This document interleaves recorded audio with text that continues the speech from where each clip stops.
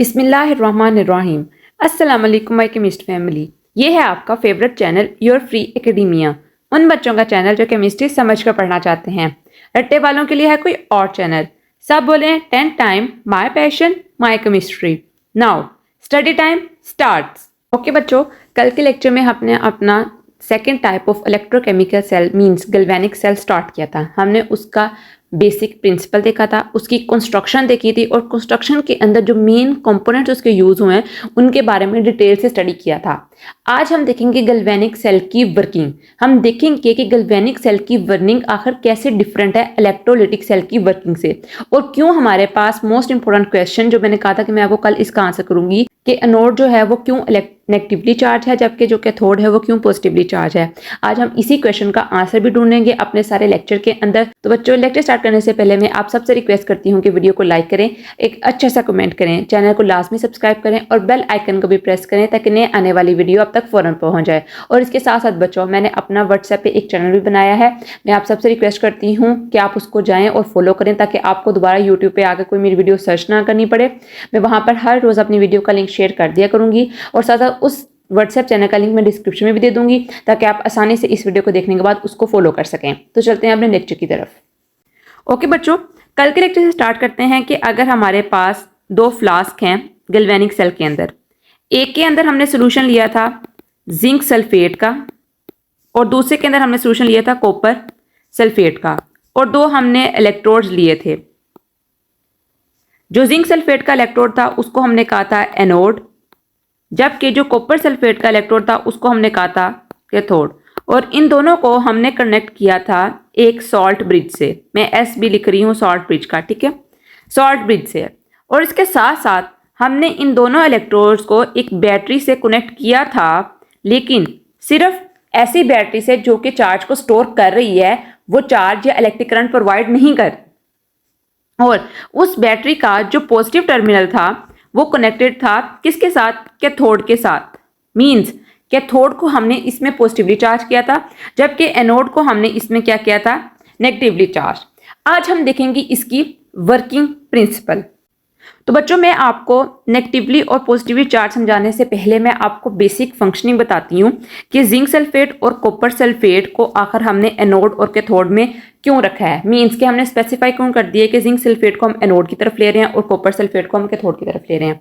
बच्चों, इलेक्ट्रोकेमिस्ट्री के अंदर एक चीज होती है जिसको कहा जाता है रिडक्शन पोटेंशियल। इसकी डेफिनेशन अभी करने वाली नहीं है, ना ही मैं आपको करवाऊंगी। बच्चों, रिडक्शन पोटेंशियल एक वैल्यू होती है, ठीक है। इस वैल्यू की बेस पर हम ये चेक करते हैं कि कौन सा एलिमेंट जो है वो रिड्यूस्ड हो रहा है और कौन सा एलिमेंट जो है वो ऑक्सीडाइज्ड हो रहा है। बेसिकली हम ये चेक करते हैं इस चीज के अंदर। अब रिडक्शन पोटेंशियल के अंदर जो वैल्यूज होती हैं वो कुछ वो पॉजिटिव भी होती हैं और कुछ वो नेगेटिव भी होती हैं। हमने जब इनका टेबल पूरा स्टडी किया है तो हमने ये देखा है कि ऐसे एलिमेंट्स जिनका रिडक्शन पोटेंशियल की वैल्यू नेगेटिव होगी, मींस ज्यादा नेगेटिव होगी या लोअर नेगेटिव होगी, ये मींस नेगेटिव वैल्यू होगी, तो वो क्या करेंगे? वो एक्ट करेंगे एज ऑक्सीडाइज्ड एलिमेंट। मींस कि वो क्या करेंगे? ऑक्सीडेशन करेंगे। जबकि ऐसे एलिमेंट्स जिनका रिडक्शन पोटेंशियल क्या होगा? पॉजिटिव होगा, हायर होगा पॉजिटिव की तरफ। हायर होगा किसकी तरफ? पॉजिटिव की तरफ। वो क्या करेंगे? वो रिडक्शन करेंगे। अब जो सेम केस है वही ऑब्जर्व किया है हमने किसके अंदर? जिंक सल्फेट के अंदर और कॉपर सल्फेट के अंदर। अगर हम सबसे पहले देखें जिंक का रिडक्शन पोटेंशियल, जिंक के रिडक्शन पोटेंशियल की वैल्यू होती है -0.76 वोल्ट, जबकि कॉपर की रिडक्शन पोटेंशियल की वैल्यू होती है पॉजिटिव 0.34 वोल्ट। तो सबसे ग्रेटर कौन सी वैल्यू है? पॉजिटिव के अंदर कॉपर है। तो इसका मतलब क्या है कि जो जिंक है वो ऑक्सीडेशन कर सकता है, इसकी नेगेटिव वैल्यू ज्यादा है, मींस कि ये लोअर में है, नेगेटिव के अंदर है, तो ये ऑक्सीडेशन करेगा। और जो कॉपर है वो हमारे पास क्या करेगा? वो रिडक्शन करेगा, रिड्यूस्ड हो जाएगा। और ऑक्सीडेशन क्या है? Oxidation is a loss of electron. तो जिंक सल्फेट जो होगा वो क्या करेगा? वो अपने इलेक्ट्रॉन्स देगा, वो इलेक्ट्रॉन्स को लूज करेगा। इसलिए बिसाइड नेगेटिव चार्ज एनोड के ऊपर नेगेटिव चार्ज होने के बावजूद भी ऑक्सीडेशन जो हो रही है वो हमारे पास कहां पर हो रही है, एनोड इलेक्ट्रोड की तरफ, मीन जिंक सल्फेट के पास ऑक्सीडेशन हो रही है। किस वजह से? नेगेटिव रिडक्शन पोटेंशियल की वजह से। ये आपका भी टॉपिक नहीं है, मैंने आपको इसलिए एक्सप्लेन किया है ताकि आपका कॉन्सेप्ट क्लियर हो कि क्यों हम जिंक की तरफ ऑक्सीडेशन कर रहे हैं। अब ऑपोजिट साइड पे देखें कैथोड की तरफ, तो कॉपर सल्फेट की वैल्यू है प्लस 0.35। रिडक्शन पोटेंशियल नाम से जाहिर हो रहा है, रिडक्शन है, रिड्यूस्ड होना। तो जिंक जो कॉपर है उसकी वैल्यू है प्लस 0.34 वोल्ट, इसकी वैल्यू पॉजिटिव के अंदर बहुत ज्यादा है। तो ये क्या करेगा, इसके अंदर इतनी कैपेसिटी है कि इलेक्ट्रॉन्स को गेन करेगा। इसलिए जो हमारे पास रिडक्शन होगी वो कहां पर होगी, वो होगी कैथोड में। ऑक्सीडेशन होगी एनोड में और रिडक्शन होगी कैथोड में। अब जो मेन क्वेश्चन जो कि बहुत से बच्चे मुझसे पूछेंगे कि मैम एनोड के ऊपर हो रही है ऑक्सीडेशन जबकि कैथोड के ऊपर हो रही है reduction, same as electrolytic cell. लेकिन फर्क यहां पर क्या आ रहा है कि एनोड के ऊपर है नेगेटिव चार्ज जबकि कैथोड के ऊपर है पॉजिटिव चार्ज। अब हमने ये देखना है कि without the absence of battery, electric current की एब्सेंस होने के बावजूद भी कि एनोड के ऊपर नेगेटिव कैसे आ गया और कैथोड के ऊपर पॉजिटिव कैसे आ गया। तो बच्चों सबसे पहले इसकी रीजन है जिंक सल्फेट और कॉपर सल्फेट। जिंक सल्फेट का रिडक्शन पोटेंशियल लोअर होता है। इसका मतलब क्या है कि उसकी रिडक्शन होने की पावर जो है वो लेस है। वो क्या करेगा, वो इलेक्ट्रॉन्स को लूज करेगा, पहला पॉइंट। दूसरा पॉइंट, कॉपर जो है वो क्या करेगा, उसका रिडक्शन पोटेंशियल ज्यादा है, वो इलेक्ट्रॉन्स को गेन करेगा। तो क्या करेगा, रिडक्शन। तो इलेक्ट्रॉन्स का बच्चों फ्लो किस तरह होता है, मैंने आपको पहले ही बताया था कि जो इलेक्ट्रॉन्स का फ्लो होता है वो किस तरह होता है, they always flow from negative to positive terminal. ये इनका एक की फीचर है कि इन्होंने क्या करना होता है, मूव करना होता है नेगेटिव टर्मिनल से पॉजिटिव टर्मिनल की तरफ। तो जाहिर बात है जहां पर इलेक्ट्रॉन्स लूज होंगे वहां पर ही हमारे पास जो होंगे वो इलेक्ट्रॉन्स की अबंडेंसी होगी, वहां पर ही ज्यादा प्रेजेंट होंगे। अब कॉपर सल्फेट से तो इलेक्ट्रॉन्स मूव नहीं कर सकते क्योंकि वहां तो ऑलरेडी एफिशिएंसी है कॉपर के पास, कॉपर ने तो इलेक्ट्रॉन्स लेने हैं अपने रिडक्शन पोटेंशियल हाई होने की वजह से। तो इसलिए हम एनोड को नेगेटिवली चार्ज करते हैं गैल्वेनिक सेल के अंदर और कैथोड को क्या करते हैं, हम उसको पॉजिटिवली चार्ज करते हैं इस रीजन की वजह से। और बैटरी का जो टर्मिनल होता है वो भी उस तरह हम उसको डिजाइन कर देते हैं। और बैटरी यहां पर सिर्फ फंक्शन कर रही होती है as a charge storage. The zinc metal has tendency to lose electrons more readily than copper. Zinc के पास इतनी टेंडेंसी होती है कि वो इलेक्ट्रॉन्स को लूज कर सके। मैंने आपको इसका क्वेश्चन का आंसर बताया है कि क्यों होती है पार इसकी। As a result oxidation takes place at zinc electrode. The electrons flow from zinc electrode to the external wire in circuit to copper electrode. These electrons are gain by the copper ion of the solution and the copper atom deposit at the electrode. इस वजह से जो copper होता है उसके ऊपर reduction हो रही होती है इलेक्ट्रोड के ऊपर, जबकि जो होता है एनोड वहां पर क्या हो रही होती है, ऑक्सीडेशन हो रही होती है। इस वजह से ये मोस्ट इंपॉर्टेंट क्वेश्चन है बच्चों, ये लाजमन पेपर में बेशक शॉर्ट में आए बेशक लॉन्ग में आए, ये आता ही आता है।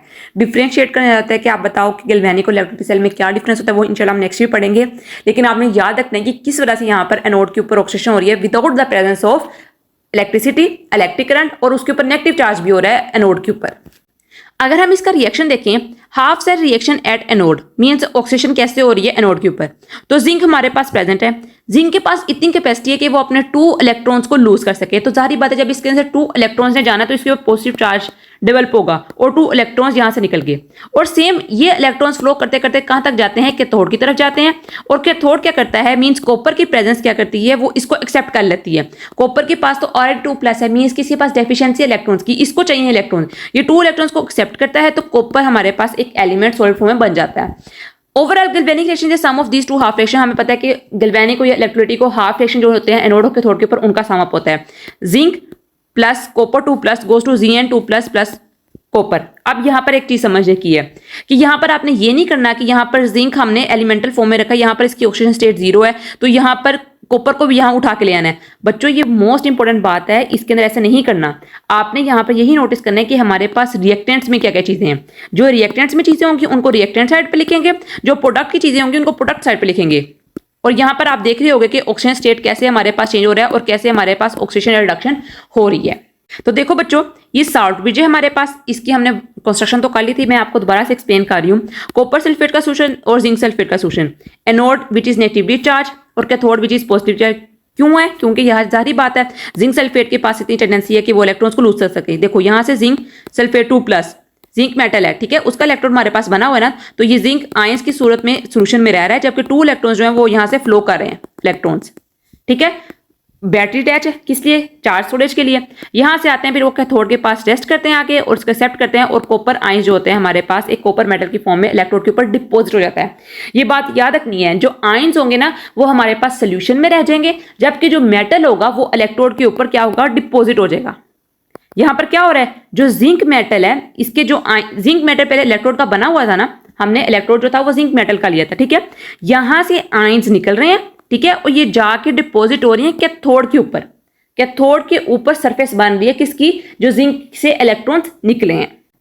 अगर हम डिफरेंसेस देखें इलेक्ट्रोलाइटिक सेल के अंदर और गैल्वेनिक सेल के अंदर, तो बच्चों देखो electrolytic cell it consist of one complete cell connect to battery. तो हमें पता है कि ये एक ही सेल होता है, एक ही इसके अंदर बीकर होता है, कनेक्टेड इलेक्ट्रोड और जो दोनों होते हैं कैथोड और एनोड वो एक ही बीकर के अंदर कनेक्ट होते हैं। It consist 2 half cell connect to salt bridge. हमें पता है कि इसके अंदर 2 हाफ बीकर्स होते हैं, उनको हाफ सेल कहा जाता है, और दोनों जो होते हैं वो कनेक्ट होते हैं किससे के थ्रू? सॉल्ट ब्रिज के through. Anode has positive charge while cathode has negative charge. Most important point के इलेक्ट्रोलाइटिक सेल के अंदर एनोड के ऊपर क्या होता है? एक पॉजिटिव चार्ज होता है, जबकि कैथोड के ऊपर नेगेटिव चार्ज होता है। लेकिन गैल्वेनिक सेल के अंदर ये ऑपोजिट होता है, क्योंकि एनोड के ऊपर नेगेटिव चार्ज आता है जबकि कैथोड के ऊपर पॉजिटिव चार्ज आता है।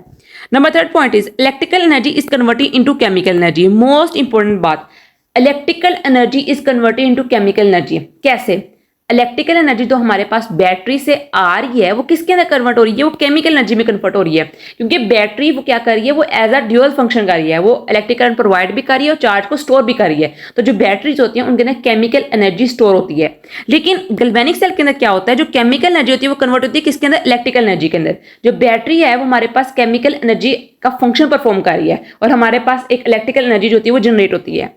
Number 4 point is current is used for non spontaneous reaction take place. हमें पता है कि जो इलेक्ट्रोलाइटिक सेल होता है उसके अंदर जो सोल्यूशन होता है इलेक्ट्रोलाइट का वो इतना स्ट्रॉन्ग नहीं होता, ठीक है। हमें कुछ ना कुछ इलेक्ट्रिक करंट प्रोवाइड करना पड़ता है तभी वो जाके रिएक्शन करते हैं। लेकिन गैल्वेनिक सेल के अंदर सॉल्ट ब्रिज की प्रेजेंस भी होती है और सोल्यूशन जो होते हैं वो आपस में इतना ज़्यादा मीन्स के उनके अंदर कैपेसिटी होती है कि वो ऑक्सीडाइज और रिड्यूस खुद कर सके। तो इसलिए हमारे पास स्पॉन्टेनियस रिएक्शन जो होता है वो रिडॉक्स स्पॉन्टेनियस रिएक्शन वो गैल्वेनिक सेल के अंदर होता है। ओके बच्चों, आज के लिए इतना ही। आई होप सो कि आपको आज के लेक्चर की अच्छी तरह समझ आई होगी। मैंने आपको बहुत ज़्यादा ईजीएस्ट वे में समझाने की भरपूर कोशिश की है कि और साथ साथ रिलेट भी किया है इलेक्ट्रोलाइटिक सेल को और गैल्वेनिक सेल को, ताकि आप एट द टाइम आपको दोनों चीज़ें समझ आ रही हों और आप कंफ्यूज मत हो। अपने लेक्चर को अच्छी तरह समझा करें और रोजाना पढ़ा करें। मैंने व्हाट्सएप चैनल का लिंक अपने डिस्क्रिप्शन में डाल दिया है, अब वहाँ से जाके मेरे चैनल को व्हाट्सएप पे फॉलो कर सकते हैं। तो बच्चों कल मिलते हैं एक नई वीडियो के साथ, तब तक के लिए फी अमानिल्लाह।